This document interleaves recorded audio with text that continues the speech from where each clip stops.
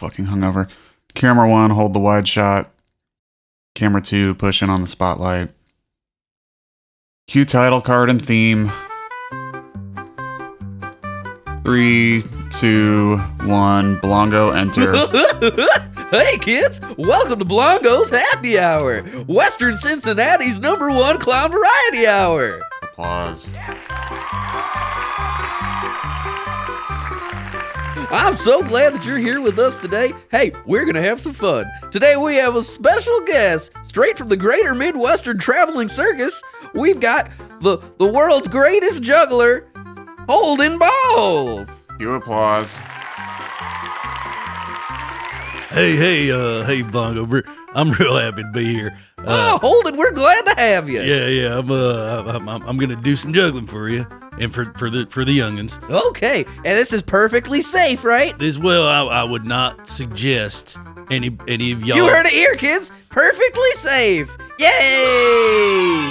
I mean, these axes are pretty sharp. I'm gonna start with some axes. Okay, yeah, great. Whenever you're ready, Holden. Pretty sharp here. So y'all kids just enjoy the show. Don't give them a hand, kids. Yeah. Woo! Thank you very much. Here we go. Holding balls. Holding balls. Holding balls. Holding balls. There you go. Whoa! Oh, that looks pretty amazing. Woo, Holden. Yep. You ready for the chainsaws? I'm sure. Just get one of them youngins to crank one up. Yeah. Here, Timmy. Just toss it right in, Timmy. And 1, and 2. Here it goes. Hey, got it. Woo! He did it. Yeah. He did it. Okay. Hey, now toss me another one, Timmy. Yeah, get that thing cranked up. Boom! There it goes. Oh yeah. Now on this last one, Timmy, I want you to crank that thing up. I want you to count to 3. I want you to send it my way, right? And when you send it my way, I'm gonna drop the 3 axes, and I'm just gonna do the 3 chainsaws. All right, you ready? Okay. All right. Go ahead, boy. All right, yeah. I got 3 chainsaws now. I got 3. Yeah, I'm doing it. Okay, now, Timmy, wheel the bucket of gasoline in front of him. The bucket of what? Yeah, okay, now, as he juggles, we're gonna have Holden dunk the chainsaws in the gasoline for the final trick. Blongo, we did not talk about. Yes, we did not discuss this. And 1, 2. Oh God damn it! Woo! They got a little messy there, Holden. That's okay. Jesus, I got gasoline all over me. Jesus. Okay, Christ. now, Timmy, take this blowtorch and go light those chainsaws on fire for him. Just doing what with the? Yeah, it's gonna be fine. Everybody, you ready? Come on, Timmy, go! I'm not contractually obligated to do any of this. Gladys, pull up his contract, please. Whoa! Hey, whoa! Oh, Jesus Christ! Whoa! Oh, God damn! God, Timmy! Timmy, no! Can we get the Hold it! Put this damn fire department? Stay away from the fireworks! Jesus Christ! Paramedics. The chainsaw! There's a chainsaw on the land! The children! Get our attorney on the line. Oh God, the bears are loose! Oh, God! Get animal control. Why did the bear get a chainsaw? Oh God, the humanity! What are you teaching these bears? Brenda, is that door locked? Lock that door.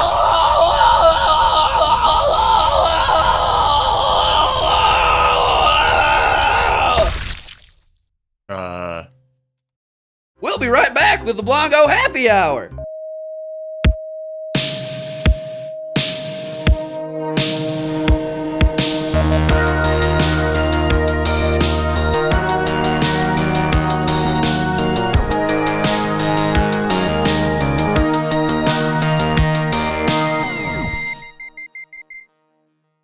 Welcome back, brethren, to Delete Everything Podcast, our shelter from the freakish storm of... Hold on a second, wait a second. What? Did we just catch like a weird racial Jamaican caricature in there out of nowhere real quick? Well, I'm just feeling irie today. Welcome back. Was that the third word? Brethren. Okay. All right, hey. Yeah, our shelter... We've done worse. Well, you know why? Because Sean Paul. Because it's our shelter from the storm. Is this some reference? We've got the right temperature to shelter you from the storm. I don't know this one. Sean Nepal. What? I got the keeping you warm. I got the right temperature to shelter you from the storm. Oh, is that what he's saying?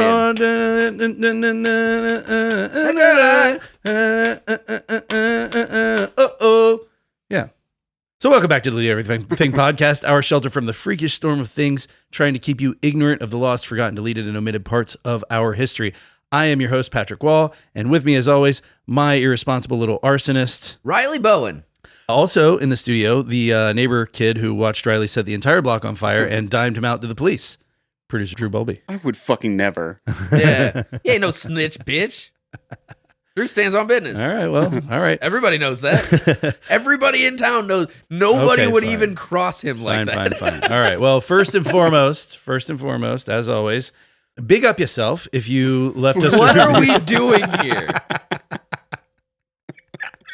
I like how Riley and I just keep making eye contact. Are you doing this on purpose? Big up yourself if you left us a review, a rating, or a comment on Spotify this week. My brother's gonna love this one. No, that's earlier today. I was in my office and somebody cooked some sort of like a fish concoction in the break room, right? And there's a Jamaican gentleman that works for us. Sure. And the first What's his thing, name? Like Dexter. his name's Phil. Philip. Sure. But the first thing I thought of when I smelled this fish was you used to do this bit like I can't Bamba wait Clot to reggae pizza. Oh my God. And one of the ingredients that you'd say, we got the whole fried red snapper on here. I had a great bit for a Jamaican pizza restaurant, and it was fucking hilarious. Yeah, but we'll get back to that one day. One day. Please continue. Well, I was just saying, if you've left us a review, a rating, a Spotify comment Go back this week, and change it to negative. Thank you very much. Thank you very much. That is our bread and butter. We appreciate it. You know what? No, it's our ackee salt. It's our ackee and salt fish. No, it's our rice and peas. It's our bread. I'm not doing this anymore. Why not? There's no reason for this. Why like the Is there- bomba is there- clot? is there a Jamaican- bomba Ross clot? Is there like a Jamaican joke I'm making here? Is there a Jamaican through line that we're gonna get to in this episode? Not at all. God damn it.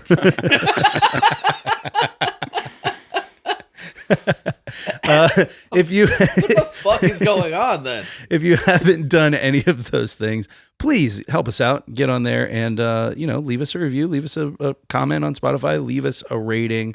Do that. Just take a second for us. Helps us out a bunch. Also, don't forget to check us out on Instagram at Delete Everything Podcast. That is where you'll find reels with photos of all the things we talk about on this episode, any other episode. If you've enjoyed any of our episodes, you can get on there and you can see what the hell we're talking about. Visuals, So don't forget to follow us while you're there. Post them every week on the dot. We never post them fail. every week on Monday, never late. And yeah, I mean, yeah, this week's is up. good job, bud. I mean, by the time this episode is released, There it is. I'm sure that the one that was supposed to be up today or 2 days ago. Yeah, that's 2 days ago. Well, that means, okay, I'll tell you what, I'll just have a little contest. If this episode goes up and the deep sea exploration Instagram isn't up yet, I'll buy you a t-shirt. But the first person to contact me to be like, hey, asshole, why don't you do your fucking job? It's going to be me. I'm going to get a t-shirt. I was gonna say it's gonna be one of us, right? Yeah, free t-shirt. Ugh. We also have a bunch of fun shorts on YouTube. If you want to see us being ridiculous here in the studio, that is the best way to catch our beautiful faces. And lastly, our Patreon is heating up, guys. In Riley's words, it's heating up. Did I say that? You did last week. We have decided to do factual historical anthologies in addition to our usual silliness. It is getting serious. It's getting real serious. Yeah. We're a couple episodes into talking about Dude, we don't even make any jokes this week. Not a single dick no. joke. We didn't hear anything about poop, dicks. not a whole series of poop-related pranks anywhere in that episode. So serious that Bjork actually guest starred on Vikings 1. Yeah. She did. Bjork Magnus Dottir. Yeah, she was in that. Magnus daughter. She had a little bit of a cameo in episode 2 of Vikings as well. Yeah, Sure. well, she holds residency in my heart, so she's And in Iceland. always available. And in New York, apparently. Yeah. So, yeah, we've decided to do factual historical anthologies on top of our usual silliness. So we're a couple episodes into our Vikings anthology, and that's been pretty cool. And we think you guys should get in on that. We promise it's worth the $8. I don't even know what you can get for $8 anymore. Seriously. It really is like just a constantly getting smaller list of things. I paid $8 for a well vodka drink the other night. $8 for bottom shelf ass Skoll or Fleischmann's or whatever the fuck these guys were pouring. Yeah, that's trash. So why would you do that when you can get almost 60 episode back catalog and new episodes every single week? Plus the added bonus of knowing that your money goes right back into us doing more cool stuff on the podcast. It's a fucking win-win, guys. Yeah. And you should respect win-win. Hey, good throwback. Yeah, corporate cults episode. Respect win-win. Still gotta make that T-shirt. I told I ate Panda Express while I was in Illinois. Oh no! Listen. I thought you've been acting weird since you got back. Here's how it went down, okay? Because in Illinois, that's like 5-star cuisine. Let's be honest. With the traveling, I get the per diem and stuff like that. But there's certain expenses I had to take care of. Like I just fucking didn't have enough clothes, and it was cold, yada yada yada. And a pedicure. So I was pretty broke. And I was in a hotel that wasn't doing the continental breakfast, and I rely on continental breakfast because you got to when you travel. Yeah, continental breakfast becomes continental lunch, right? So you only have to buy dinner pretty much. Okay. But if they got anything like prepackaged, you can take that for the car ride. It was like one of those places that had like a restaurant that you could pay for in the morning to eat breakfast. More and more places are doing that. Yeah, I noticed that when I drove to Minnesota. Because the world is getting worse. Yeah, it sucks. But see, to my point about the $8. So that's like instead of $0 for breakfast and lunch, I'm spending like $25-$30 to eat fucking breakfast and lunch. Give us the $8 and then we can buy breakfast. By the time dinner rolled around, I was pretty broke. So one of my team members offered to buy me dinner, and I was like, yeah, sure. And he's like, well, Panda Express it is. And we went to Panda Express. Woof. And while we were there, I was loudly talking about how Panda Express was a cult. And I shit you not, as I told this story, I looked up and like multiple employees were giving me the dirtiest fucking look. Yeah. Ooh. They were like, you were not respecting I win-win. was not respecting win-win, and they wanted me to leave. Well, got a very cold reception. Did you direct them to our podcast? No, I did not. Speaking of anthologies, today is the third installment of our Wacky Disaster series. We have not done one of these for a year. Yeah. By the time this drops, it'll be almost a exactly year. Almost exactly a year. 11 months, yeah. 11 and like 2 weeks or some shit, like 2-3 weeks. It's like 6 days off from being exactly a year. It does when this releases. Yeah, it does feel like yesterday that we recorded Wacky Disasters Part 1 in my spare bedroom and made awful jokes about people drowning in molasses. Yeah. And lifetimes ago. Yeah, and Irish people so invested in free booze that they literally died. Yeah, in the Great Conflagration. Yeah, and mystery meat showers in Kentucky. Those were some of the highlights of Wacky Disasters. You know, fun. That was like a year and a half ago we recorded that, dude. Mm-hmm. Fun thing about that one, that was I had listened kind of in the background to the podcast after you told me about it, Riley, because I wasn't a part of it at that point for anybody uninformed. But I remember I was out here in my backyard, like kind of rearranging my fire pit and listening to that one, Wacky Disasters 1 and the molasses thing. And I'm like, this is pretty good. Yeah. It was the like the sound quality sucks. The sound quality fucking blew. We just listened trash. to the original intro. Yeah. And it's like, the writing's not quite as good. The sound quality is way worse. We've come a long way. I could tell you were onto something. Some funny stuff right in there. Funny stuff. Not enough dicks yet. Yeah. Really had to really dig into the boners. Really had to ratchet down on the dicks. Yeah. Do we have any cool stuff to report about the week? Well, Thanksgiving, any cool stories? Anybody punch a racist uncle? No, he didn't show up until the next day. So. I got really high on Thanksgiving. Did you really? I don't smoke weed, but I was at a family gathering, and everybody for Thanksgiving was smoking weed in the house. I didn't even think about it. But much like when our friend Brian the mailman smoked us out at my house when we did the first horror host episode, which we also didn't realize was happening. We did not realize was happening. We were just in a small room. He's just smoking J's the whole time. I'm hanging out with my extended family, like my wife and her siblings and my mother-in-law and stuff, and they're all getting real high, and I'm just hanging out eating turkey, and then I realize I'm being a bit funnier than I usually am in this particular or at least crowd. You thought you were. Oh no, everybody's laughing. I was really cutting up and telling stories that I leaned and I was like, whoo, huh? And I looked around and I was like, oh no. You got hotboxed? I'm going to have to drive later. How was recording a podcast, Tari?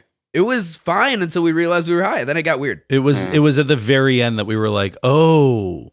You can literally listen to that episode and you could catch the point where we're both high. Like it's the I'll last. be able to do it. I can never. It's the last 20 minutes. Yeah, of we that just episode. slowly we start talking. It just a little starts getting slower, real everything weird, starts getting real monotone. We're like, yeah, dude, that guy was crazy. Because we didn't do it intentionally, so there was no Yeah. internal I'm high now. Right. It just happened organically. So we're both like, Well, and I had that night, I distinctly remember I had not only like a 4-pack of like tall boy beers that I brought, but I also brought a bottle of whiskey. yeah. You were all So I was fucking crunk. Yeah, so I was like having some beers and doing whiskey pulls out of the bottle and I had only recently become sober. didn't even think about the fact that we're in a tiny room, like Riley's, where we recorded when we recorded for a time at Riley's house. It was just like my itty laundry bitty room. Yeah. Yeah. And fucking Brian is just lighting joint after joint. I think he probably smoked like 3 joints during that time. And we're just like, You got Yeah, our buddy Brian the Didn't even mailman think about it. is a party animal. didn't even think about it. And we're just like, yeah. Dude. And then like at the end, we're like, oh, wait a second. Which is that's We're all high. that's exactly how my Thanksgiving went. Yeah, cool. Yeah. My Thanksgiving was. I mean, it was fine because we haven't done like a family thing. I don't usually do holidays. Yeah. You know, I got a weird family setup. So like we just don't. Usually it's like I'll cook at home, maybe have some friends over or something. But this time we actually went to like a family gathering and like enjoyed the company. Yeah. Yeah, It was that's good. cool. It was the first time that I've been at like a relative or like an extended relative's house and like got comfortable enough to eat turkey and like take a nap on the couch. Nice, I haven't done nice. that since I was like a kid. I had worked so much leading up to Thanksgiving that I got to mom and dad's house. Everybody's there. Got to see my son. Got to meet his new girlfriend. Yada yada yada. Girl. Mm-hmm. Were you under a different sort of impression about my child? Well, yeah, he's in the military. Right? He's in the Navy specifically. So, but In the Navy. but I had a couple Bloody Marys with my brother-in-law, and we're like chit chatting, whatever. Everybody's there. Everybody's having a good time. You know, whatever. By the time I finished eating, like I think it was a combination of me just having worked so much and not having slept a bunch. But I was like, oh, that turkey hit me good. And like so I passed out on the couch for a little bit. Then my nephew punched me in the face while I was sleeping. Hell yeah. And then Your nephew's like what, like 30, 35 years old? 4 years old. 4 years old. And then I like hung out for a little bit and I was like, dude, I think I kind of just want to go home and get in bed. And so, yeah, we were like, all right, but see you guys later. And fucking went home and I was in bed by like 7:30, crashed out by like 8:30. Nice. Yeah. I had to do the old, hey, it's midnight. Let's get the fuck out. Well, My- actually, so like after I left Thanksgiving, it was like midnight. We got back to my house. I got to sleep at like 2:00 in the morning. And I woke up at like 6 a.m. because I had to go to fucking work. And then I got to my office an hour away in Jacksonville and it was closed. They were like, no, we're not working the day after Thanksgiving. Nobody fucking told me that. So like cool in one way, but also like, fuck. Yeah, man. you could have maybe told me before I drove here. Ugh. Drew, what'd you get into? Thanksgiving itself was uneventful. I think my younger daughter feigned an asthma attack. She Oh, did have yeah? the asthma when she was younger. Hasn't had an exacerbation in like 7-8 years or something like that. Mm-hmm. And then like she's way into Stranger Things. Uh-huh. And the episode, like of the first part of the season, I think dropped that night. So I think she bullshitted it so that we could go home because all of a sudden we got home and we were fine. She's like, cool, can we watch Stranger Things now? Solid. That's a good season. The first half of that season is pretty good. Too. Yeah, dude, that last episode's That's good crazy. shit. The last episode is fun. Yeah. Of the new season? Yeah, they released 4 episodes of the final season. Okay. The last comes out They're the day after Christmas. They're stretching it all out so that you have to pay for more than 1 month of Netflix. That's exactly why. That's exactly what it is. Because Yeah. I don't have Netflix. A bunch of people probably Yeah. were like, "Yeah, we'll sign up for really 1 month of Netflix." Yeah. But yeah, other than that, pretty uneventful. Cool. You Well- know what my favorite thing about new seasons of Stranger Things was? What? The fucking 11 is wearing Josh Brolin's outfit from the Goonies. Yeah, I saw something I like about that. No, And I, then, I clocked it immediately because I was like, "Who the fuck?" Oh. Nice. and then Nancy Wheeler is wearing what's her head from Nightmare on Elm Street. Is I she think she's really? wearing one of her outfits. Oh shit. So they're They do a lot of that stuff. Yeah. Like, I noticed in like season 2 or something, like everyone dresses like Red Dawn at a certain point, and fucking that's the best stuff about that show in my opinion. It's fun. Well, Anyway. shit. You guys want to jump into some wacky disasters? Are any of them clown related? None of them are clown related. I didn't know if there was an inspiration. In fact, one of them is quite tragic, and the other ones are okay. Can we make any bad jokes about the tragic one? Probably. Cool. We'll see. Rock and roll. Let's go. You want me to open with the tragic one?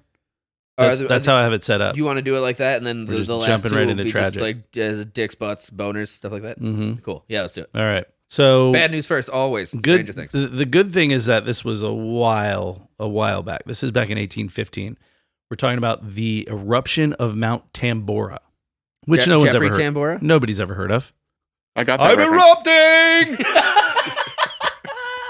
Wow, on the spot, Kid of 1,000 Voices pulls it out. That's fucking good. I've never tried a Jeffrey Tambora Not before. bad. Not fucking bad, man. That was pretty good. Come over here, kiddo. I'm erupting. Oh, boy. My favorite Jeffrey Tambora is from the Gary Shandling show. You remember? Or the Larry Sanders show it was called? Yeah. Starring Gary Shandling. Sorry, Gary Shandling. Where Jeffrey Tambora is like the sidekick. You know, he's the Ed McMahon. Yep. And one point, they're doing like a roast, and Jon Stewart does some joke about Jeffrey Tambora. Jeffrey Tambora goes, "Hey, I don't go to where you work and slap the dick out of your ass." Jesus Christ. That joke's from 1994, everyone. Yeah. So the eruption of Mount Tambora, which again, nobody's ever fucking heard of. It's an old one. 1815 isn't really that long ago compared to a lot of the stuff we do, but fuck it. I mean, it is like 200 years ago, 210 years ago. 1815? I'm saying compared to a lot of things that we do, it's not that old. I guess. Yeah, 1815. Cool. 210 years ago. So Mount Tambora is These on... boys can math, people. We sure Not can. me, actually. I recently self-diagnosed myself with, what's that shit where you can't do numbers? Like dyscalculia? Sure. Yeah. Yeah. Well, I looked at all the, 'cause you know how I've always been like, no, don't number at me.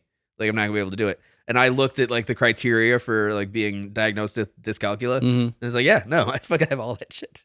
Jesus Christ. So Mount Tambora is on the island of Sumbawa. I hope I'm saying that right. This was part of the Dutch East Indies at the time. Now it's part of Indonesia. And if you look at a map of Sumbawa, it's like Mount Tambora is a pretty significant part of the island. Like it's a pretty big fucking volcanic mountain on the island of Sumbawa. Just a pretty mountain in a tropical paradise. No big deal, right? In 1812, so the eruption is 1815. In 1812, this volcano starts to rumble and send up some thick black clouds into the air, right? No biggie. Okay. No biggie, right? These sort of periodic rumblings continue for basically 3 years until on April 5th of 1815, it erupted. Can you say thick black clouds in your Sam Elliott voice? Thick black clouds. Very nice. You like that? I'm going to take you up to Mount Tambora, boy. I'm gonna rub you down on Mount Tambora. So on April 5th of 1815, this thing erupts.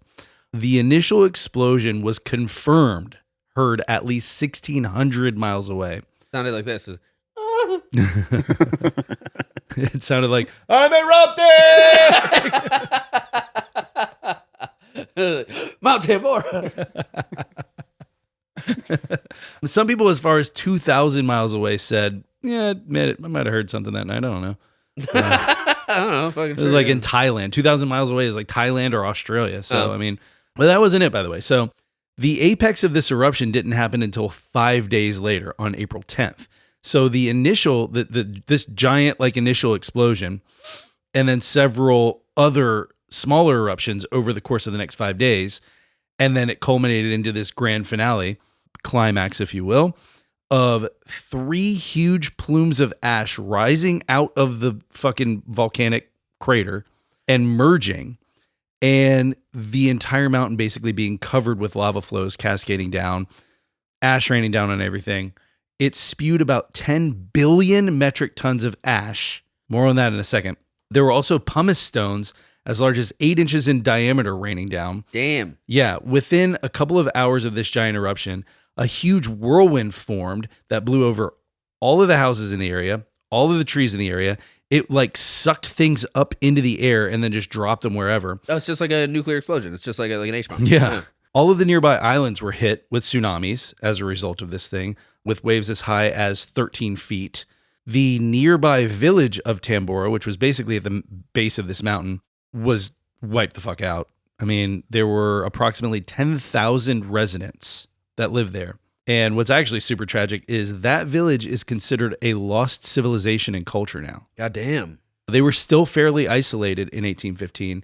They had their own language, their own culture. They traded with some other locals in that area, but they were still fairly isolated. And they got fucking buried in ash like Pompeii. Jesus. Yeah. An immediate area of about 350 square miles was just demolished. Trees and vegetation gone, wildlife gone, people gone. There were giant pumice islands floating in the sea. That 350 square miles was just fucked completely. This was estimated originally and recently confirmed to be a VEI, which is how we, hurricanes have, like, whatever strength, blank strength, 1 through 5 is that what yeah, category 5. So all these things have like their own little index. Volcanic explosion index? Volcanic explosivity index, yeah. Explosivity? Yeah. So Get it right. The fuck? Recently confirmed to have a VEI of 7, meaning it is the most powerful observed volcanic explosion in recorded human history. Damn. And you've never heard of it. No. This is crazy. Before this explosion, the peak of Mount Tambora measured at about 14,100 feet. Post-explosion, it measured 9,354 feet. God damn. A third of the mountain blew up, like just blew off when it exploded. 9 to 11 miles worth of dense rock equivalent spewed into the atmosphere. 9 to 11 miles worth of dense rocks just gone. Remember that 10 billion tons of ash that I said more on in a second? Yeah. By the way, while I was writing this, I had this vivid memory of a few weeks ago when I said, all of our episodes for the next few months are fun ones. And apparently I'm full of shit. So 10 to 11,000 deaths as a direct result of the eruption. So that's mostly the village of Tambora. 10 to 11,000 deaths, right? Pretty bad. Definitely a new record for wacky disasters, I think. Yeah, that's a big one. Was the previous one that was Lake Nyos? Yeah, Lake Nyos, yeah. That was several thousand. Several thousand, yeah. Yeah, but yeah, this is worse. And then under that, I guess it would be the the Death Fog, Sonora Death Fog. Denora Death Fog was, that was pretty bad just because of all like 800, 900 people or something? Over the course of like a while. Yeah. Yeah. The immediate deaths were not that bad, but 10 to 11,000 as a direct result. There were also some indirect 49 to 90,000 deaths as a result of post-eruption famine. God damn. And epidemics, because all of that 10 billion tons of ash that spewed into the atmosphere showered the immediate area in ash for like weeks after this, meaning your crops are fucked. And in the 1800s, Indonesia specifically, that means you and your family are going to fucking starve. So between Sumbawa and the neighboring islands, depending on which researchers you listen to, total casualties between the immediate volcanic effects and later starvation and starvation-related diseases we're between 71,000 and 100,000, with 88,000 being the generally accepted number of total deaths from this eruption. That's a lot. Yeah. By the way, that's not all. While the thick ash falls back to earth within weeks. My favorite kind. What? Thick ash? Thick ash. Thick ash, bitch. The finer particles of volcanic ash stay in the stratosphere. The finer particles stay in the stratosphere, and this eruption was so massive that it caused a global volcanic winter in the northern hemisphere. Oh, hell yeah. Yeah. Wait, what year was this? 1815. How long did it last? Into like the next year or two, I think. Yeah? Yeah. It's really fascinating because it's not the only global volcanic winter that I know of that happened. There's another one with the explosion of Krakatoa in the later part of the 19th century.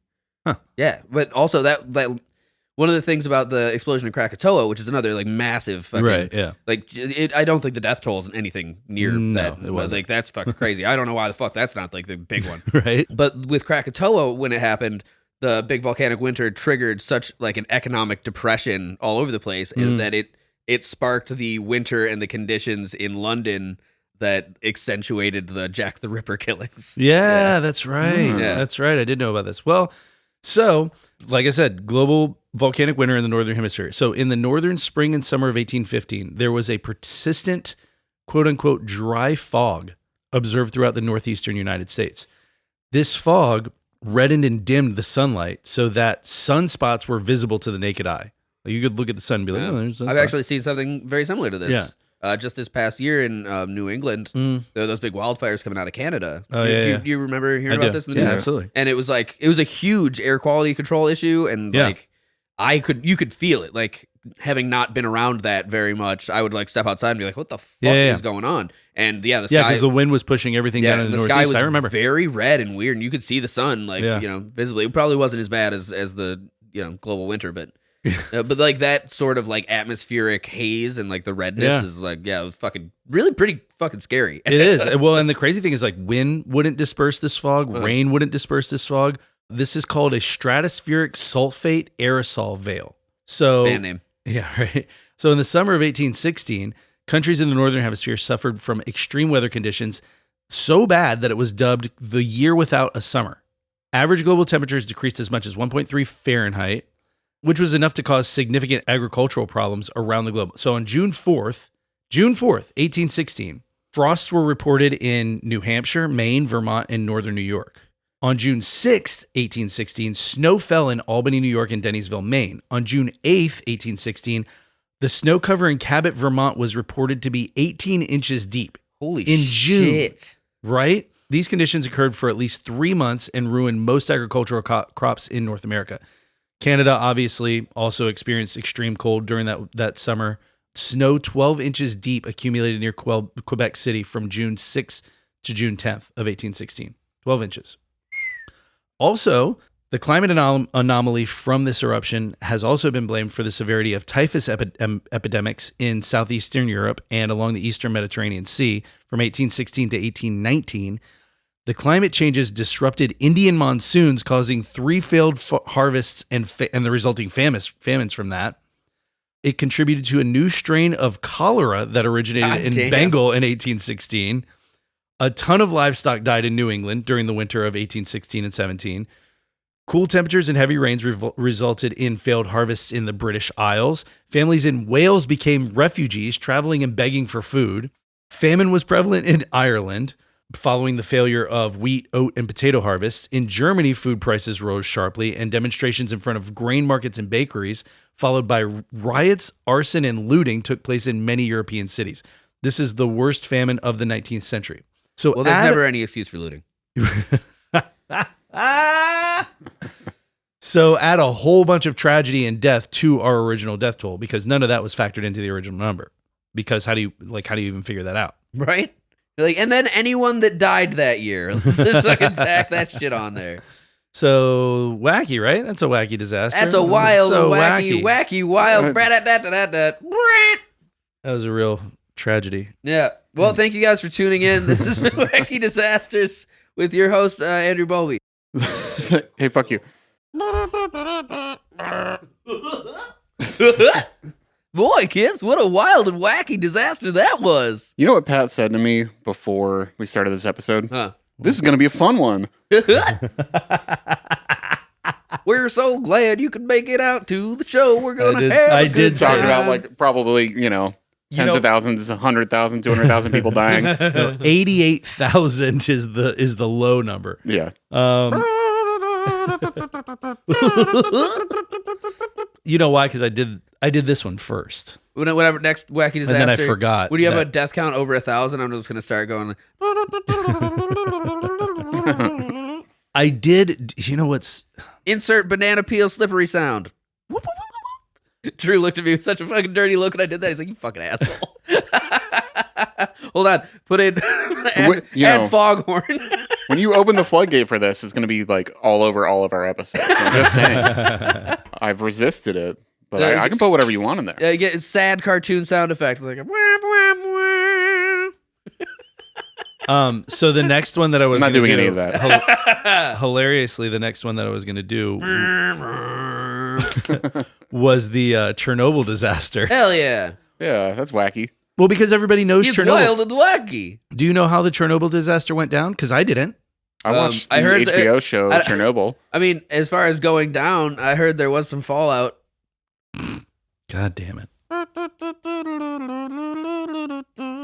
I don't need our free sample source anymore. I'll just get Riley. I mean, to I can all just of it. do. I should just bring a slide whistle in. I love that Riley's playing himself off. I'll just bring I'll just bring in an Avril Lavigne slide whistle. He like comes in and makes a smart ass comment. He's like, he just plays himself off. Hold on a second.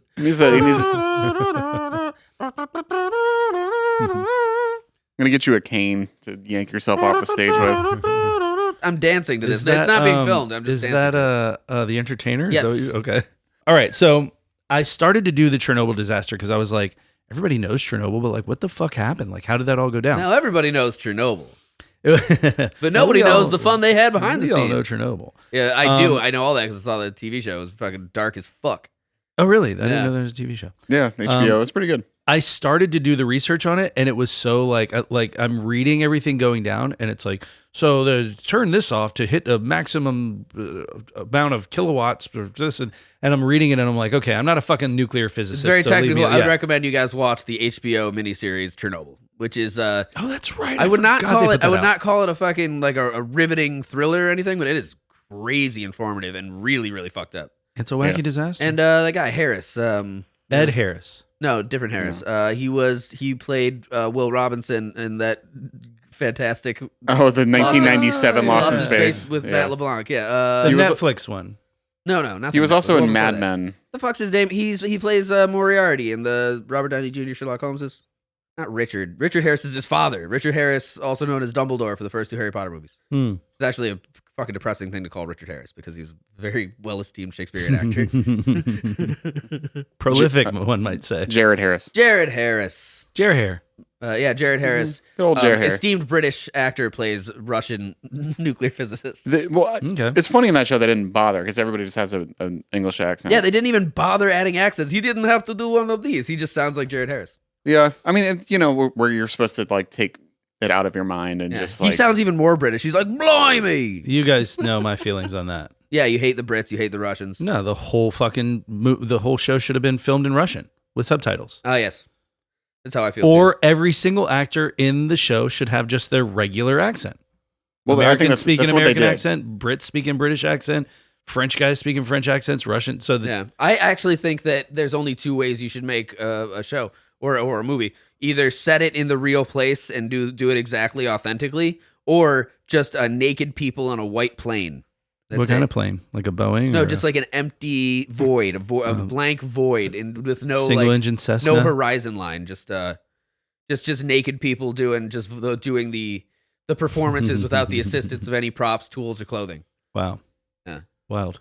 And really, if they can, no inflections either, just saying the words. It just bothers me to go, we're going to make No this- in between. It bothers me, and if you've listened to this podcast a lot, you've heard me go on this rant, to say, okay, we're going to make this, this sort of period piece. It's not really a period piece. It's just this fucking It's a period piece. informative. Okay, sure. It's set in fucking 1986. Okay, about what happened 40 years ago. in Chernobyl, Ukraine, and we're going to we want it to be really authentic. So everybody speaking a British accent. Well, I think they were all just speaking in their own accents. Yeah. Is the thing with that. I'm going to go through that cast list and see where every fucking body's from, and God help me if any of them are from anywhere other than England. By your metrics, you lose a lot of good performances, though. Like if like Hugh Laurier's House, I didn't even know he was English until I saw him in some other shit. I see that.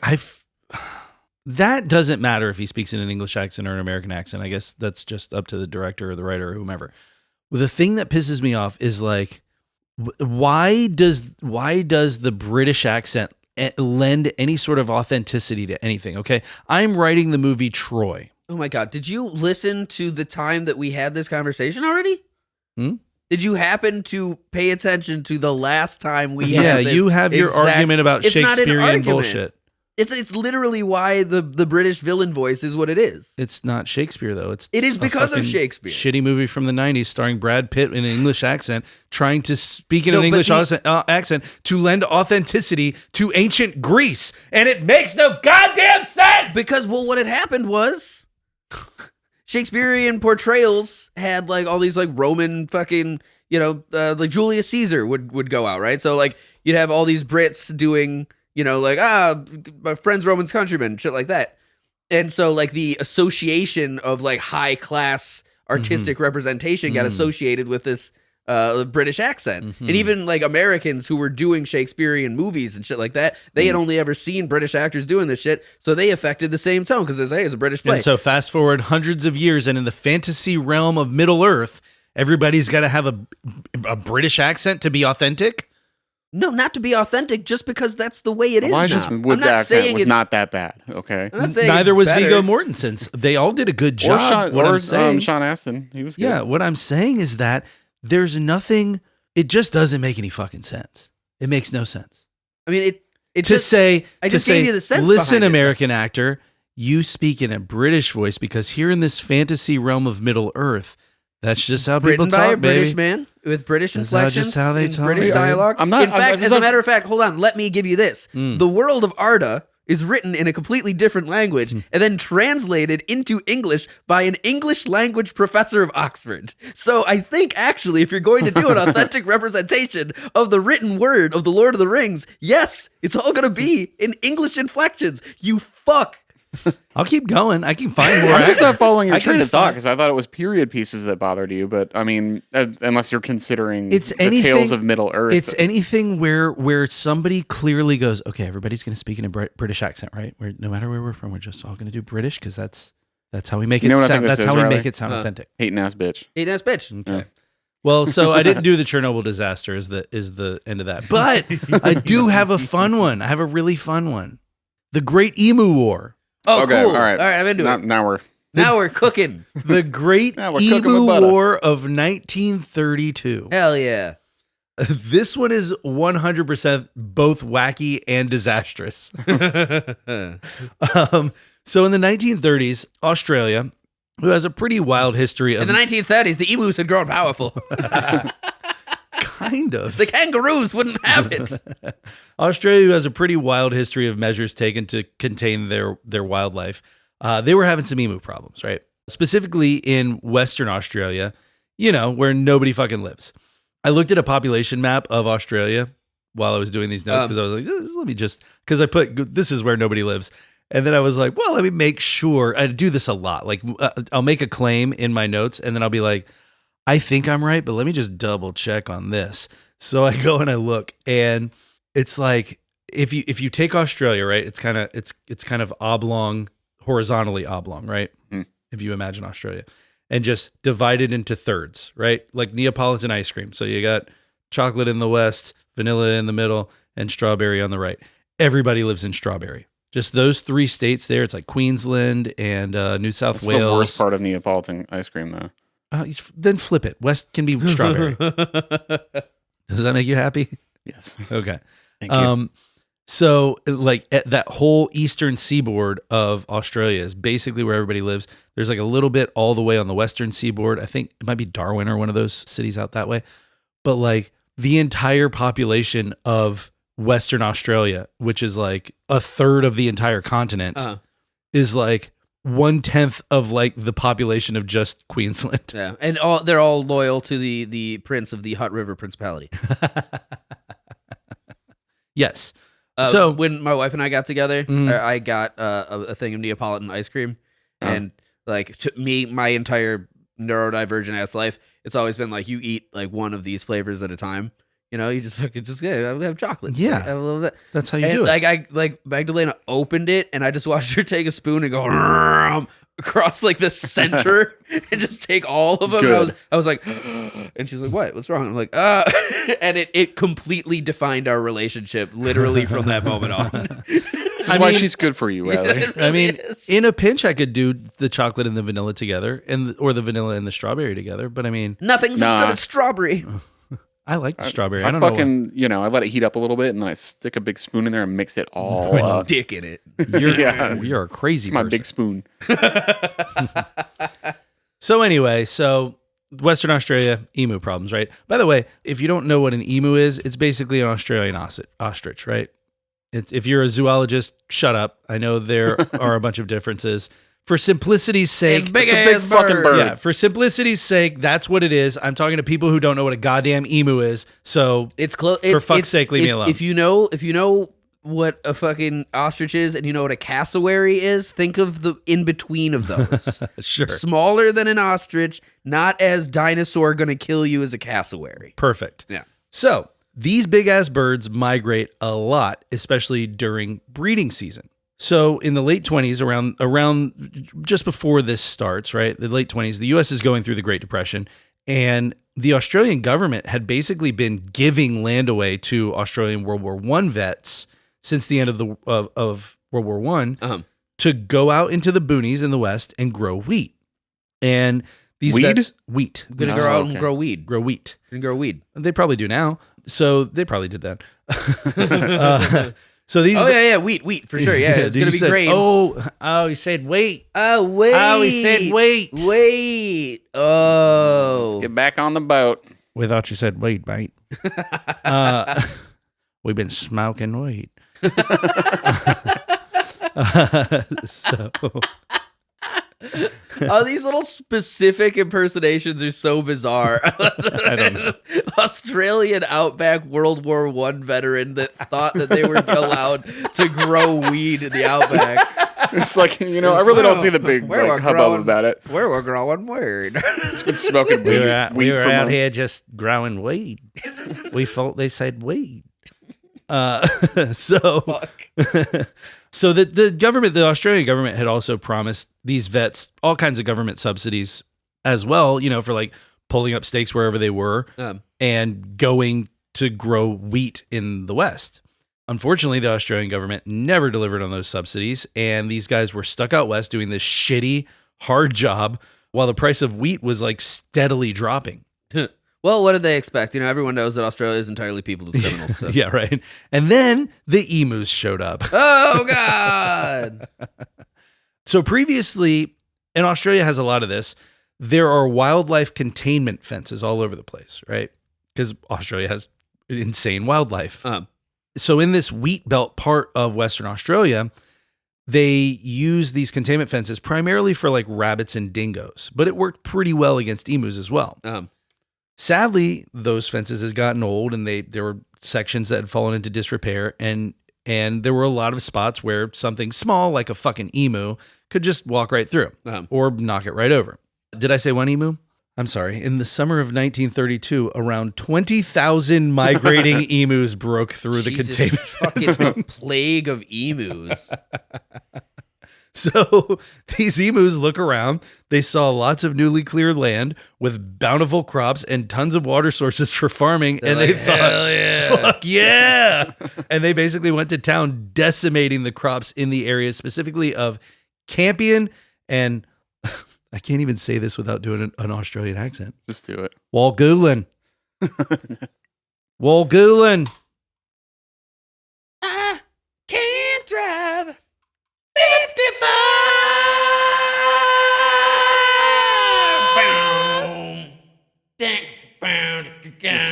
So we just took a quick break. If you're wondering why that came in out of nowhere, because I'm keeping that. All right. So, like I said, they're decimating the crops in the areas of Campion. Decimating the countryside. And Decimating all the peasants. And Walgaloon. I live here in Walgaloon. I grow weed. I mean, wheat.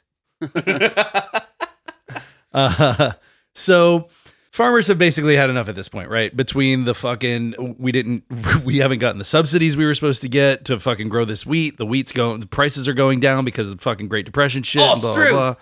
And now there's 20,000 fucking emus that have gotten through the containment fence. Crikey. And crikey. We thought the dingoes were bad. So they've had, by the way, there was already talk in Western Australia at the time of seceding.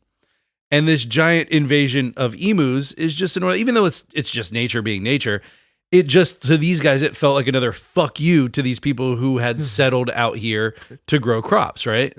Like if you've brought your whole family out to, Obviously, the Sydney government sent the emus. if you've brought your whole family out to the middle of fucking nowhere from someplace like Sydney, And you're supposed to get fucking subsidies. You're supposed to be making money off of this wheat. None of those things are happening. It's hard work. It's backbreaking work. All your family, like I would imagine your extended family is probably fucking forever away. And now there is a fucking 20,000 herd of emus just traipsing through your land and eating sounds everything. like a massive boon from the heavens. Like, look at all of that fucking bird. Yeah. You're gonna eat emu meat. They eat a lot of emu.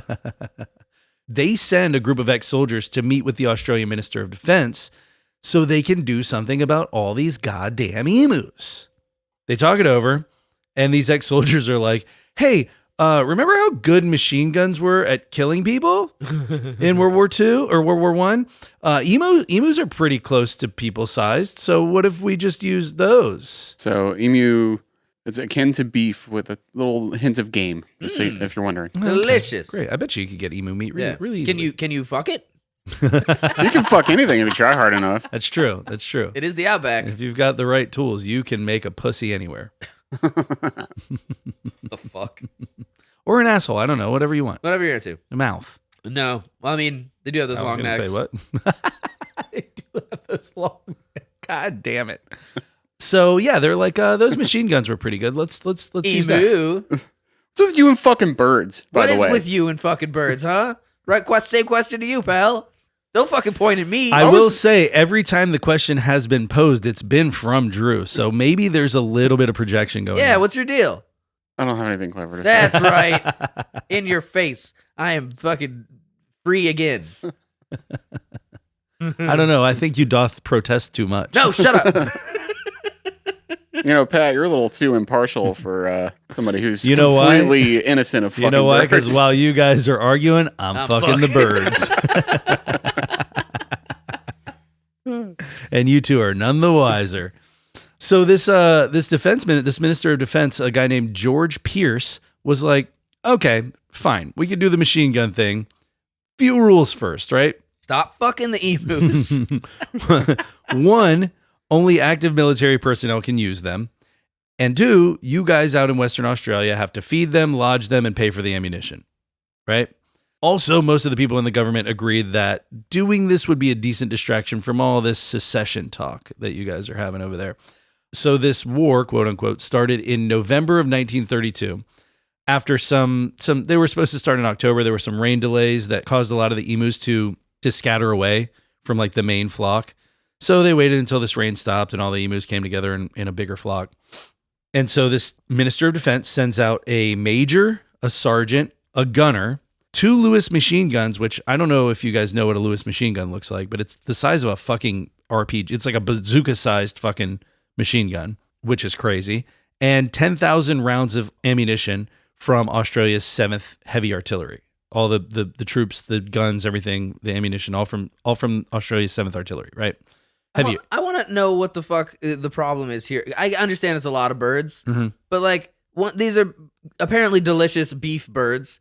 And also, they lay a fucking giant ass egg every couple of days that is apparently just delicious. Like, it's like heartier and creamier than regular chicken eggs. Yeah, but if there's 20,000 of them, you can't. Cool. You can make like glassware and shit out of that.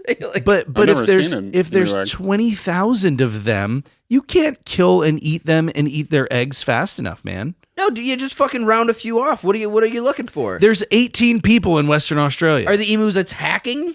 Or are they just eating the grain? They're eating all the crops. Well, fucking, they eat the emu. 20,000 of them? No, there's plenty to go around. They'll be fine. They're not going to starve. There's lots of emus. Right, but these farmers couldn't kill them fast enough, so they went to the government to say, hey, help us kill these fucking things. Why are they killing them? Why not just eat them every now and then? I don't understand what you're not understanding. What am I not understanding? They need to live, so they need food. They can't strictly live on emu, though. No, but I mean, like, just if they're eating all the fucking weed or wheat or whatever. Some other stuff.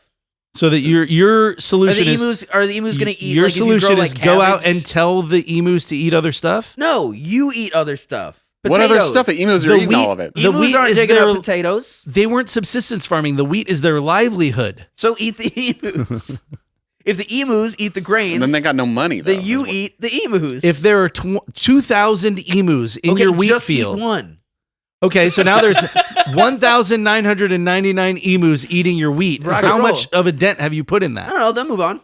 In the meantime, you can spend the season eating an emu. I think you've realized now that you were they're wrong. Really they're really making a mountain out of a molehill with this whole situation. Just let this season's grain go and just eat emus instead. Jesus. I kind of admire how you do this, how you just stick with it no matter It's what, even when you insane. realize you're fucking I mean, are you wrong. telling me that you have to you need to eat something other than a high protein meat for one cycle of seasons? You have to. They're growing the I shit mean, you to might make get money. a little like, Thank you, Drew. They're growing the wheat to make money, not to eat all the wheat. They don't need For other fucking things that they need. 20,000 acres of wheat to Like eat. clothing and, make it out of emu feathers. I mean, please move on. Kids, you don't need school supplies this year. We're using emu quills instead of pens. We made this emu leather. There you go. Harvest the emus. People are going to buy that shit. Funny you should mention that. The government instructed these soldiers to collect the skins of 100 emus to make hats for Australia's mounted cavalry. Each man under my command owes me 100 emu scalps. So they were like, while you guys are there, the mounted cavalry guys need new hats. Can you bring back like 100 emu skins so we And can get them is some there hats? anybody in the ranks here that might, I don't know, be able to like do some really nice decorative feather work? Anybody like good at designing? Come back with at least 12 dream catchers with emu feathers draped from them. So this entire operation went absolutely tits up, by the way. Their first encounter with the emus was on November 2nd, 1932. I picture it like that scene in Starship Troopers when they go to the planet Klandathu and the reporter's like, 30,000 troops have just landed on the... And then the fucking big arachnid comes, chomps them in half, but it's emus. You know what I pictured? All of them surrounding the emus, and then they're like, all right, fire, and then the emus duck, and they'll shoot each other. So their first encounter was November 2nd. They tried to fire on the flock only to realize that they were out of range and they only managed to kill They've been a handful. outnumbered. They've been surrounded themselves. They flanked them. It's 3 guys with 2 machine guns versus 20,000 emus. So yes, they are definitely outnumbered. But they only managed to kill a handful of emus because they were out of range. So they wasted a bunch of fucking ammo. A little later that day, they found a smaller flock and they killed about a dozen more. On November 4th, 2 days later, they have this whole ambush set up, right? So they're like, this time, we're going to wait till they get in range. There's a big flock coming this way. We've got this ambush set up. Don't fire until you see the whites of their emu eyes. And they're feeling pretty confident when they see 1,000 emus heading their way. So they wait until the birds are in range and they open fire. And they kill maybe another 12 before the gun jams. And all the emus split up into smaller groups and run away. God damn. By the 4th day, they start to realize that each of these smaller flocks within this larger 20,000 emu flock, all these smaller flocks, seems to have its own leader. And that leader keeps watch while the flock is destroying crops. And they warn them if anybody is approaching so they can all fucking scatter. So they were like, oh, dude, we can't fucking kill these emus. Like, what the fuck? There's an emu leader barking orders at the other emus? So at one point, the major in charge of these guys, Major Meredith, is like... In charge of the emus? Charge of the troops. Oh, I thought that was the emu leader. No. They call him come to Major parlay. Meredith. All the separate emu leaders report to him. Major Meredith is like, fuck this shit, mount the gun to a truck and we'll run them Oh, down. I thought you were going to say an emu. That would be cool. That would be very cool. They import an ostrich. They just come in, they charge in on ostriches with machine guns. Never saw this coming. So yeah, they say Major Meredith is like, dude, I can't deal with this shit. Put this fucking machine gun on a truck and we're going to run them down. The problem is they are driving off road. Uh-huh. They're chasing emus, which are much more nimble than, I don't know, a truck. Right. And they couldn't close the gap between them and the emus. And the ride was so rough that they couldn't shoot with any fucking accuracy at all. So they're just trying to close the gap between them and the emus and just like up and down and up and like just wasting the shit out of What ammo. a fiasco. It was a fiasco. So much so that by the 6th day, the Australian government, who had not been getting phenomenal press about this, folds the operation. They're like, get the fuck back over here. We're done with this. This is ridiculous. Yeah, absolutely. This is goddamn absurd. So everyone looks like idiots. This is the dumbest shit. The paperwork is making my secretary laugh. And we didn't even get our hats. The emu casualties are estimated somewhere between 50 birds, which is definitely not enough for hats. That's not for 10,000 or whatever. It was supposed to be 100 emu skins. No, I know, but like those per man, right? You're supposed to bring back 100 emu Oh yeah, skins? no, just 100 total. I Oh, think. come on. Just for souvenirs for boys at the office? No, for hats. I know, but like, is that what like the hats were for? It's just I've got an emu hat. It's like, Don't they say emus? hey, Captain. An emu hat. I can't do an Australian accent. It's hard. I have to really like focus on it. Otherwise, it'll go to British. But he's just like, hey, bring back souvenirs so the guys here at the office can fucking wear silly hats. We can talk about this fondly. Yeah, right. Then they're looking at the bills and they're like, fuck, dude. Jesus Christ. So there were somewhere between 50 birds and 200 to 500 birds, but that second figure is highly contested. By the way, Major Meredith's official report that he had to turn into the Australian government claimed that his men had suffered no casualties except for their dignity. That's probably still on file somewhere. It definitely is. So there was a second attempt literally like 4 days later. The governor of Western Australia, or somebody that was like in a position of power, governmental power in Western Australia, went back and did another fucking like, we have to have the fucking emus taken care of, or whatever he said. And so they did a second attempt. It was crikey. It was a little bit more successful on the second attempt, although there are still probably a lot of inflated numbers in the mix. The confirmed kills on the second attempt were 986 emus, but Meredith also claimed that another 2,500, exactly 2,500 emus died from injury, which seems like a fake ass number to be like, there were another 2,500 that definitely died. Yeah, I call bullshit. Yeah. So by 1934, Western Australia had resumed an old bounty program. They gave it up to the emus. They're just everyone had left the quarantine emu zone. This part of Australia belongs to the emus now. Sir, satellite imagery shows the emus have developed tools. They're breaking down our barriers. They're coming for Eastern Australia. By 1934, Jesus Christ. Just fucking Terminator 2 scene, just the emus storming through the fucking... Sorry. Yeah, exactly. By 1934, Western Australia had resumed an old bounty program for culling emus. A bounty program? Well, similar to what we do here with deer and alligators. They called in and Dingo stuff. the bounty hunter to fucking to take him down? And it's actually just an Australian dingo. No, the bounty, one baby. The same thing we do here with like deer and gators and stuff. They just fill out, you can get so many tags and you got to fill your tags. So that year, over 57,000 bounties were claimed in 6 months. God damn. Right? That's what they needed was Australian rednecks. Which then became a fear that the emus would be hunted into extinction. So nowadays, the primary means of keeping emus off of people's gardens. He's going, go on, get out of here. It's a combination between newer rebuilt exclusion fencing and like a reasonable bounty program that's not 57,000. But yeah, Australia went to war with emus for like a month and lost the war. This on a slightly sadder note, this like lines up perfectly with the way Australian government has always handled wildlife in Australia, because Shoot 'em! The lifestyle in Australian Shoot her! It's been memorialized in film. That's good, yeah. Shoot! Shoot her! Clever girl.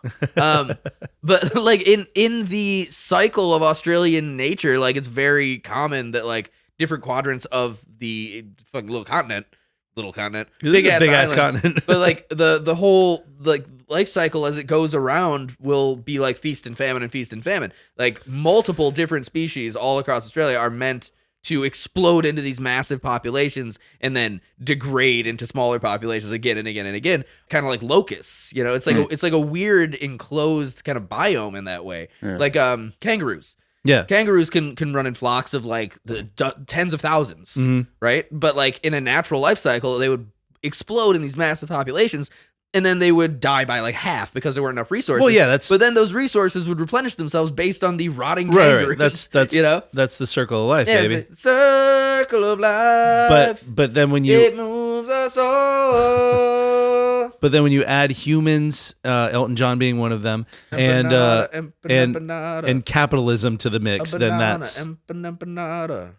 What? Empanada and empanada. He doesn't know the the words. So he's saying empanada. So when you add humans well, I quit. I was about to say that. I quit first. No, I said it first. Okay, good. How do we unplug his mic?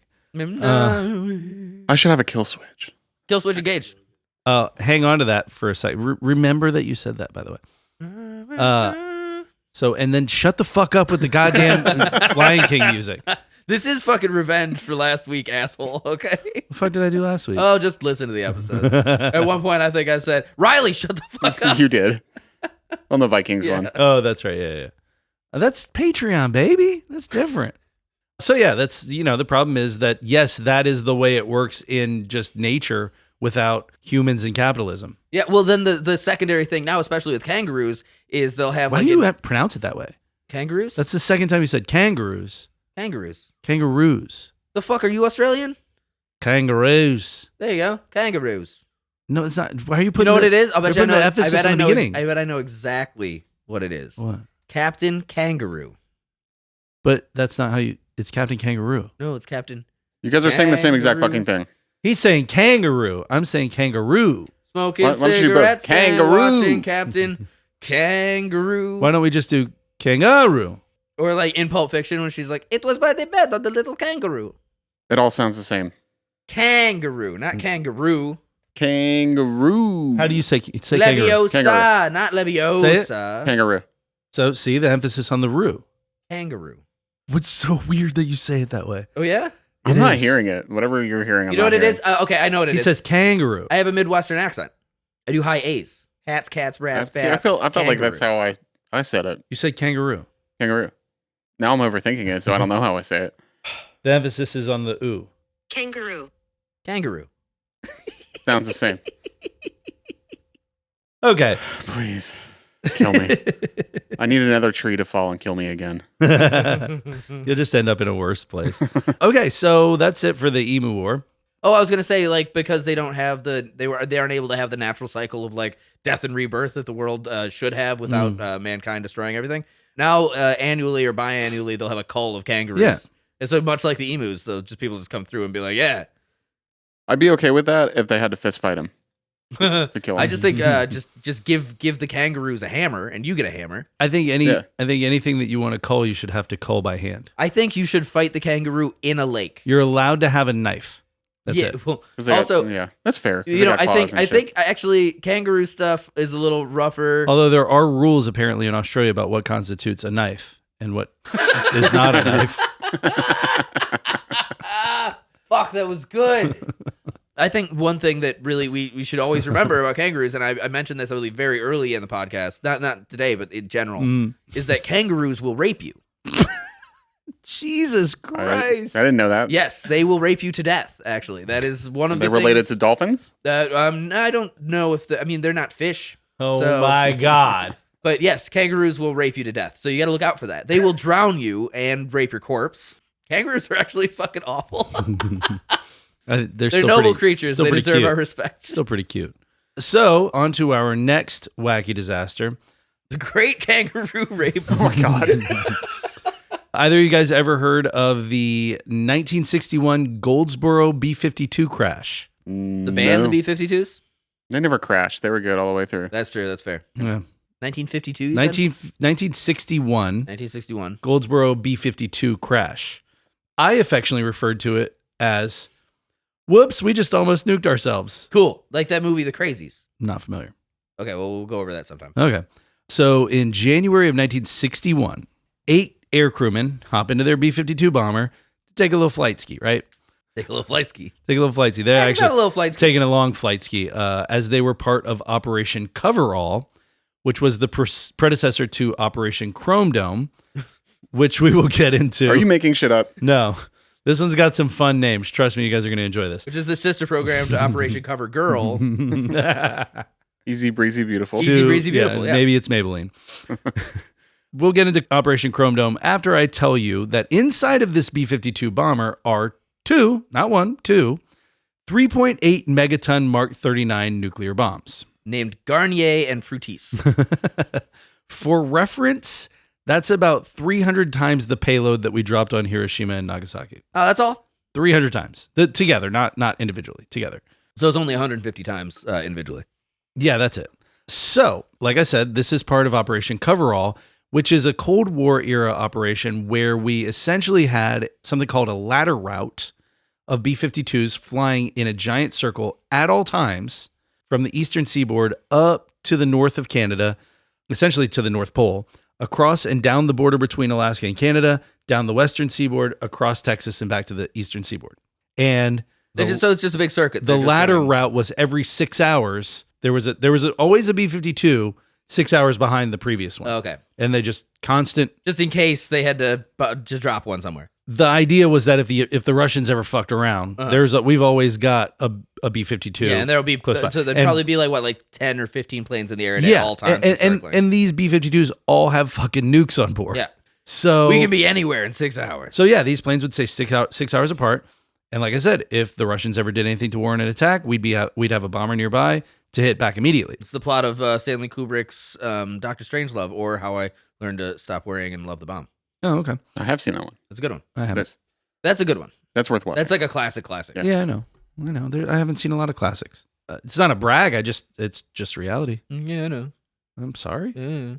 By the way, you started a second podcast where I have to watch shitty movies instead of good ones. You want to do a third one where we watch good movies? We'll call this Pat Doesn't Know Movies. It'll just be about like, hey, you watch this movie, and it'll be like the best movie ever. It'll be like fucking, I don't know, like Dr. Zhivago or some shit, like 7 hour epic. And just be like, this movie fucking sucked. It would be better if Russian bullshit, super gay. It would be better if I was just like an idiot who didn't understand like story development or film or anything. That would be the one to go. Like just watch classic movies and like have a really stupid person who doesn't understand storytelling and like have them. That'd actually be kind of great. Just like a completely negative dickhead who just isn't interested in movies at all. I don't know who we have in our orbit that's like that. I don't know. There's bound to be someone. There's I just somebody, can't think definitely. I don't know. Can't think of who it is off the top of my head. Some jerk. Yeah. So the issue with having all these planes constantly in the air waiting for the Russians to fuck about is that they're constantly rotating us and our allies and are loaded up with enough fucking nuclear explosives to do some absolute fucking devastation, right? Which brings us to this little flight ski that we started this segment off with. You see where I'm going with this? Yeah. So around midnight of January 23rd, 24th, so 23rd going into 24th at midnight 1961, these 8 guys that I mentioned before are already in the air and they are rendezvousing with a tanker plane for a refill. Pretty standard shit, right? Mm-hmm. As the tanker's hooking up, the crew of the tanker notices that there is a fuel leak in the right wing of the B-52. So they abort the refuel and they radio the B-52's commander, a guy named Major Walter Scott Tulloch, to let him know that he has sprung a leak. Somewhere on your right wing, you got a leak, bud. So ground control at the nearby Air Force Base is notified, and they tell Major Tulloch to go into a holding pattern off the coast in order to burn off fuel before coming to the base, right? Is Tulloch's first name Tom? No, it's... So it'd be ground controlled Major Tom? No, it's Walter Scott. Oh. Well, it's Walter, and I think his middle name's Scott. Walter Scott Tulloch. Ground control to Major Scott. Ground control to Major Tulloch. Well, that doesn't work in the scheme of the song. Probably the way he's addressed. Ground control to Major Tulloch. Take your protein pills and fuck. I don't know. Frolic? And have a silly frolic. You're heading off the coast. You've sprung a fuel leak. Ever tell you about the time that in a most peculiar way. I got thrown out of a record store for insulting David Bowie? Did you really? Yeah. What'd you say about him? So I was listening to something and I was like 20 years old and I was hanging out with this girl and I was like trying to be like real, too cool for like things that people like or whatever. And I had headphones on. Hey, listen. What? As a hating ass bitch. Yeah. Respect. Thanks, bro. I hate you too. But I had headphones on. I was listening to whatever, snooty shit that I was listening to at the time. And probably the fucking Pixies or something terrible. Radiohead. Probably. The girl was sitting next to me and she, for whatever reason, I think it was like a goofy like poster of David Bowie sitting up in there. I had headphones on, so I didn't know how loud I was being. and just loud as day, I go, "Fuck David Bowie." I imagine 20-year-old Drew like pointing at the poster and be like, "That guy's fucking gay. He's gay, dude." No, well, so there wasn't a record playing. He's bisexual. Yeah, there wasn't a record. He's of my people. Yeah, that's different. Yeah. There wasn't a record. Is it different? I don't mean to tell you what's what, but it's a spectrum, bud. Yeah, okay. There wasn't a record playing at the time, but I could still hear it screech. And yeah, everybody in the shop stopped what they were doing and, gave me the death glare and stared at me. Nobody said anything, but I looked I will over to the say girl. in the early 2000s. So you kicked yourself out of the record store. In the early 2000s, screaming "fuck David Bowie" in a record store was probably the wrong way to go. Yeah, that didn't directly throw me out, but I'm like, hey, we should go. And I'll play myself out. Was that here in town? No, this was in Fort Lauderdale. Oh, well, fuck Fort Lauderdale. Yeah, fuck Fort Lauderdale. Yeah. That's what you should have screamed. Bitch ass Fort Lauderdale. If you're from Fort Lauderdale, thanks for tuning in. We appreciate you. Leave a comment on Spotify or a review on Apple Podcasts. Rate, review, subscribe. Don't forget to check out our YouTube shorts. And we love David Bowie now. I do love David Bowie. I do too. I was just being a contrary. Speaking of shorts, what have you done with your scrub pants? My leg was itchy. I don't know. And then He's pulled his pants all the way up above his knees. I got my Einstein sock and I got my Oscar the Grouch sock. 'Cause Nice. I don't have any matching socks anymore. Essentially the same guy. Yeah. I'm gonna cut all that. Cut it. No, don't cut it. How's that song go? No. Take your protein pills. Put your helmet on. Okay. Can we move on? Fuck David Bowie. Please. No, that's the wrong. That's Queen Bitch. Oh my God. So like I said, they tell Major Tulloch, go off the coast, holding pattern, burn off some fuel, and then get your ass back over here, right? So by the time they reach their assigned coordinates for their holding pattern, one of Major Tulloch's pilots informs him that his circuit's dead. Something's wrong. In the last 3 minutes, we've lost 37,000 pounds of fuel. Oh, that's a problem. Shit. So You lost how many minutes? 3 minutes. Oh, well, you're fucked, buddy. So I don't know if anybody listening lived in coastal North Carolina in January of 1961 and had a real weird Bernie rainstorm one night. My cousin lives out there now. That was jet fuel. So the Air Force Base, by the way, I'm just going to set this down, just put it right down for you guys and you can do what you want with it. Just like Tulloch does with the plane. Seymour Johnson Air Force Base in Goldsboro, North Carolina. Is this still there? It is. We should It make is a still- trip. It is still Seymour Johnson Air Force Base in Goldsboro, North Carolina. So Right next to the Holden Balls motor pool. So Seymour Johnson Air Force Base tells them to immediately get their aircraft back to the base. So they hoof it back, right? As they're descending toward the base, they get down around 10,000 feet and they are not able to keep control of this big ass plane any longer. No, I ain't got no brakes. Yeah, the further they get into the descent, obviously the air gets heavier and it's like they can't keep control. They can't go any further down into the descent. So around 9,000 feet, Major Tulloch tells everyone to eject. By the way, this is real far from the ideal height to jump from a B-52. Yeah. So like just for reference, 14,000 feet is your ideal height to jump from a fucking Cessna if you're skydiving. Yeah. B-52 at 9,000 feet, not where you want to be. We're not pulling up. Yeah. So Also, this is him thinking like, also, we're probably going to die in a nuclear holocaust. well, yeah, I mean, at that point, the right wing was like breaking apart. It was like just like America. essentially gone. God damn.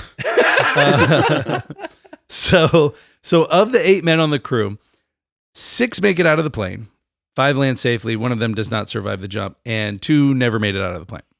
Real quick side note, Lieutenant Adam Maddox, who is going to get today's Badass of the fucking episode award. Is that Mattox? Mattocks. Ooh. Yeah. Well, you thought he was cool because he had an X in his name. Now I'm like, Well, you're going to think he's cool. He was not in an ejector seat. He bailed from the top hatch of the B-52 and to this day is the only person known to have successfully done that. tight. Wow. He just jumped out of the top hatch of a fucking B-52 that was pretty badass. that was below 9,000 feet and crashing. Sick. Yeah. That is some like action movie star That shit. is some fucking sick ass shit.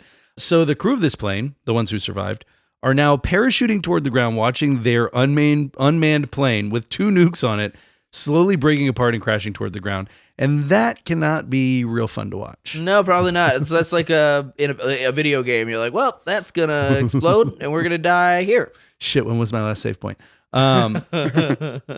So what the fuck happened? The plane crashed about 12 miles north of Goldsboro, spreading debris everywhere, and the nukes were dislodged as the plane broke apart.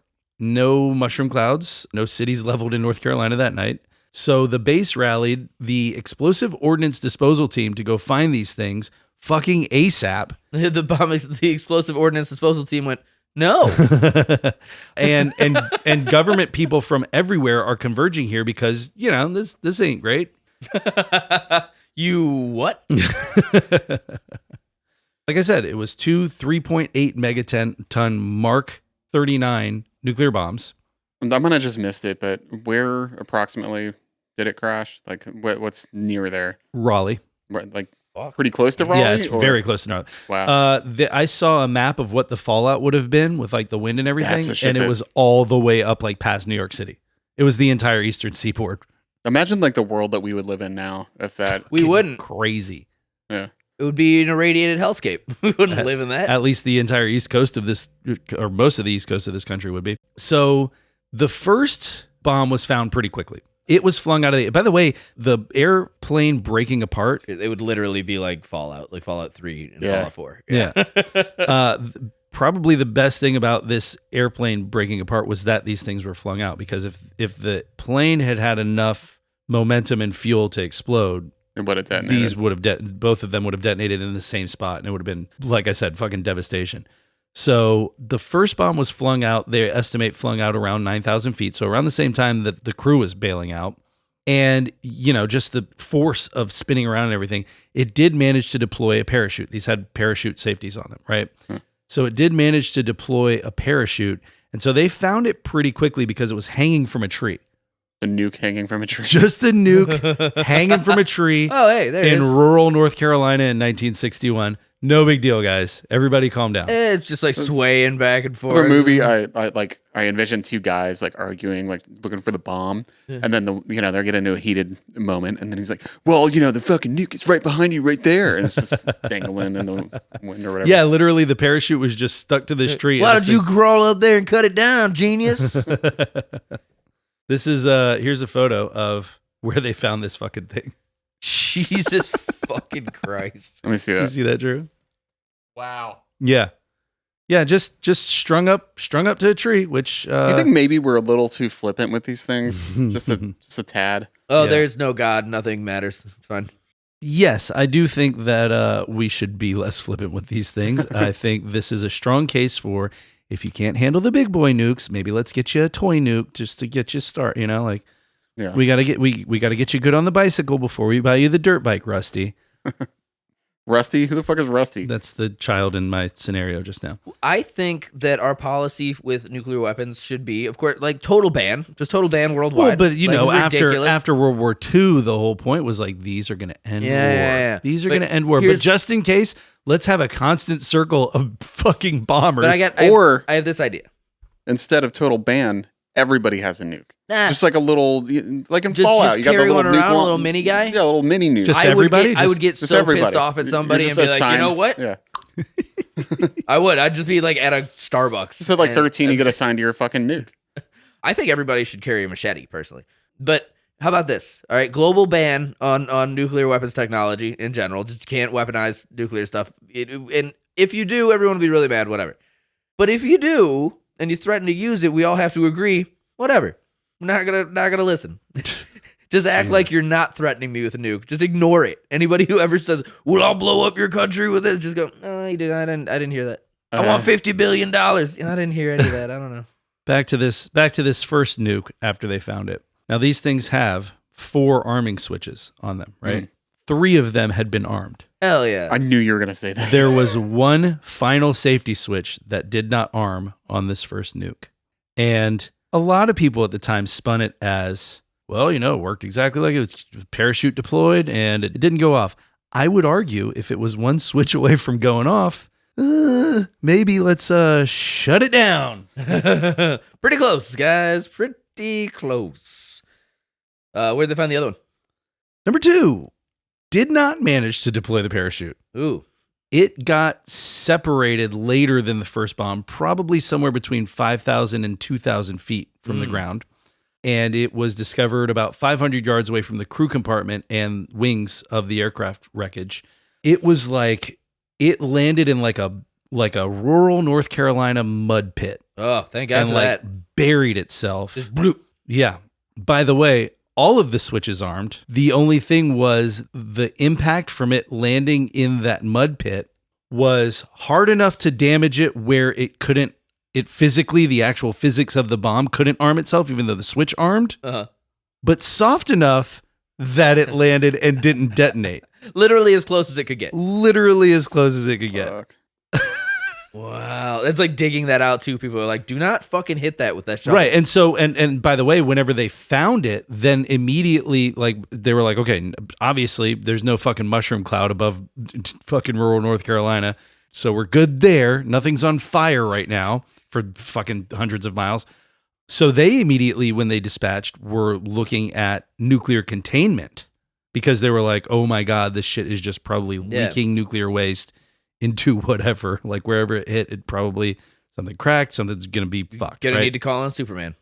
We're gonna need him to take this into the sun. But again, because of where it fell in this mud pit, it was like just cushioned enough.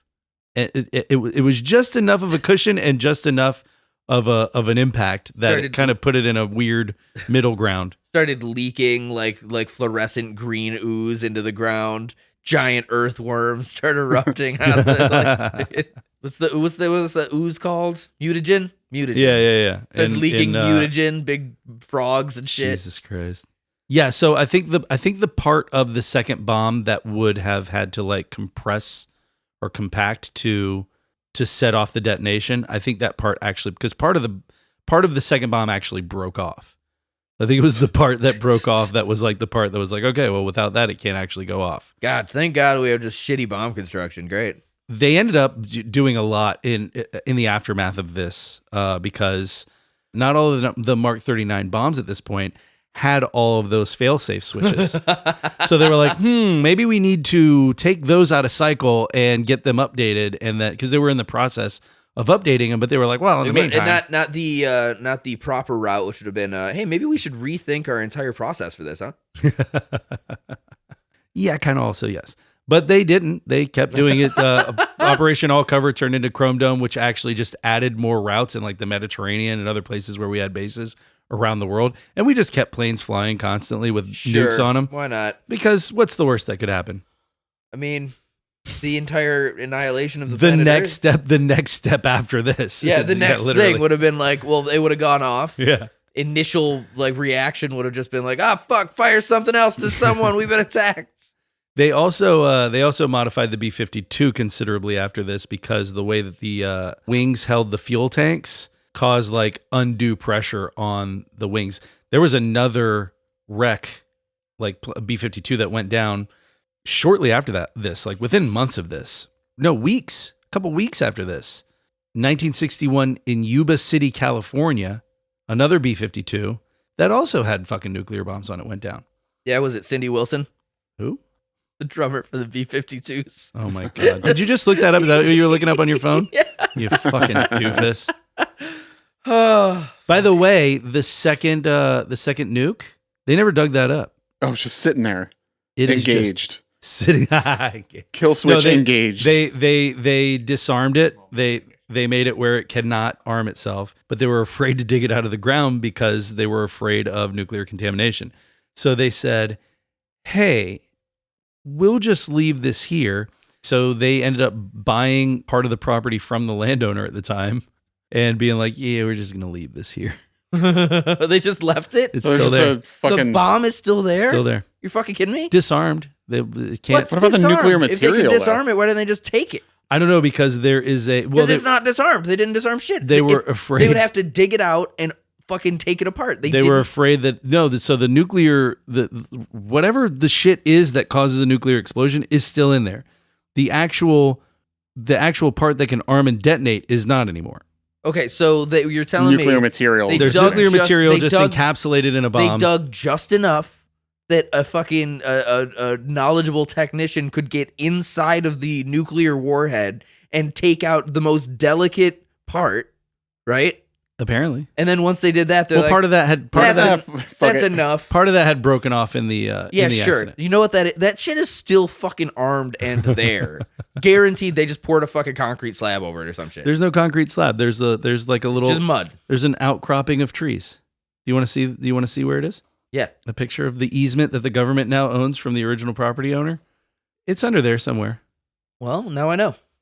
You making plans there, Riley? Not that I'm going to tell you about. A week or two later, in Yuba City, California, another B-52 went down, also with fucking nukes on it. But I didn't look up what happened with that one. So was it Kate Pearson? What? The other oh singer. My God. What a dumb bit. Oh, fuck. What a terrible bit. So good, dude. That's the end. That's the end for my wacky disasters. I had a couple other ones that I was gonna do. I remember the redhead. Yeah, cool. I had a couple I was gonna do as like an honorable mention. There was the Cleveland Balloon Fest disaster. Do you remember that? I do know about that. Yeah. Both of the honorable mentions are kind of like the exploding whale in Oregon was the other one. We've talked about that one before, I believe. Have we? Yeah, because it's what inspired that part in the movie Tremors, where they blow up the Tremors with the dynamite, and then a few seconds later, big clumps of goop start landing. Because when they blew up the whale on the beach in Oregon, the same thing happened. It's on the news. The news footage for that is so fucking funny. People like screaming and running, and then they go to like a car, and the car's just like fucking like top of the car is just dented down with rancid whale. fucking rotten whale meat. That's crazy. The creatures aren't called tremors; they're called graboids. They're graboids. I know. Well, actually. Yeah, I just watched Tremors like a little bit ago. Actually, it's fucking movie's still rad. That is rad. First one's great. Dude, it's so good. All practical effects and everything's fucking sick. Rest of them were shit. From you don't like the ones where they get little feet and they run. I kind of like Tremors 2. Actually, is that the one with the feet or was that? That's 3? the one where they get feet. Okay. 3 is wings and not quite as good, and then it starts to go a little downhill from there. By the time they bring Jamie Kennedy on, things are pretty tits up. Yeah, that's usually the case. Kennedy? Yeah. I never saw those. I just know that he was in some of the later ones. Burt Grumman's son. What year was that? I mean, 2010 maybe? I don't know. Yeah, that's bad. It's like the ice graboids or some shit at that point. That's dumb. Yeah. Winged graboids are already annoying. Who gives a fuck? The first one was cool. Second one's like, all right, that's a bit much, but all right. And then from then on, it's like, who cares? Agreed. Well, thank you guys for tuning in. Wait, no, you got to do your thing. Sorry. I love that you never learned. How many times have we done this and you still don't know? 74. 74 times. More than that because we have bonus episodes and all kinds of stuff in the mix. Please. What? Boners episodes. I'm sorry. This is branding. We all agreed. Yeah, we got to wrap this up because we got a second one to do. We got a catch up episode to do after this. Yeah, the history of ketchup. Ketchup or catsup? Who knows? Tune in next week. I use ketchup, but I like catsup for the aesthetic. Yeah. It seems more metropolitan. All right. Ketchup, catsup. Ketchup, catsup. If you like this episode, please, the best way to tell us is get on whatever you're listening to. Give us 5 stars. Leave us a review if you're on Apple Podcasts. Leave us a comment on Spotify. Leave us a rating on whatever the fuck if you can. Also, check us out on Instagram, Delete Everything Podcast, where you will find pictures of this and any other episode you like. We're also on YouTube. We did some shorts. Drew just put out some new shorts today. I just bought some new shorts yesterday. We're all about the shorts, guys. It's December in Florida. We're wearing shorts. And then lastly, Patreon is the spot for more shit. I mean, just honestly, if you're listening to us and you quite literally in the context, if you wanted to pay attention to this week's episode, to Vikings 2 is definitely more shit than probably any of our other episodes. Also, probably the most informative Patreon you've ever done. Because people get to learn about all the times I pooped. You didn't pay a lot of attention to it. Like, it's okay. But I gave a lot of information about the history of the Viking settlements in Iceland. No, it was great. I listened to all of it. What are you talking about? Oh, cool. I heard about Blorfleer the Globbleglucks. Harbelsjab the Björgentarben. Sflankelgars the Werfald the Bjorb. Sflankelgars the Jingdongs. Yeah. Spenkelgars the Ding Dongs was actually a very important Viking. Snorri Sturluson. That's just one that is real, but is wrong time period. 100%. He's a poet. Anyway, Patreon, fun shit, $8. Do we even need to talk about it anymore? Like, what? Get over it. Just do it. Just pay us. And if you want to send us a personal message, if there's a topic that you want us to cover that maybe you don't know if we've ever thought about, you can send us a message at deleteeverythingpodcast@gmail.com. And we will see you next week. Bye, fucker. Wait, real quick. Fucker said, bye, you fucker.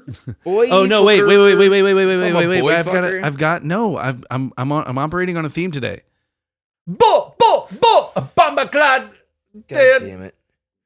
Fucking, I don't Will know. you hold on a second? I just want say bye. real quick before we're done. I just want to give a little shout out to listener Austin. Thanks for showing us your Spotify Wrapped. That's cool. Where we outranked those dumb bitches on Two Bears, One Cave. That's right. Yeah, fuck you, Tom Morello, or whatever the fuck your name is. Segura. And Bert Bacharach. The fuck? Yeah, those guys, idiots. Yeah, those guys that have so much more Patreon listeners they than we can do. suck my peenie vagini.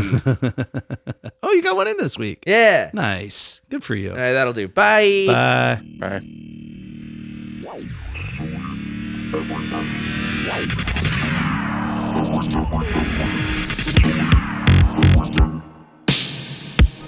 Come over here, kiddo. I'm erupting!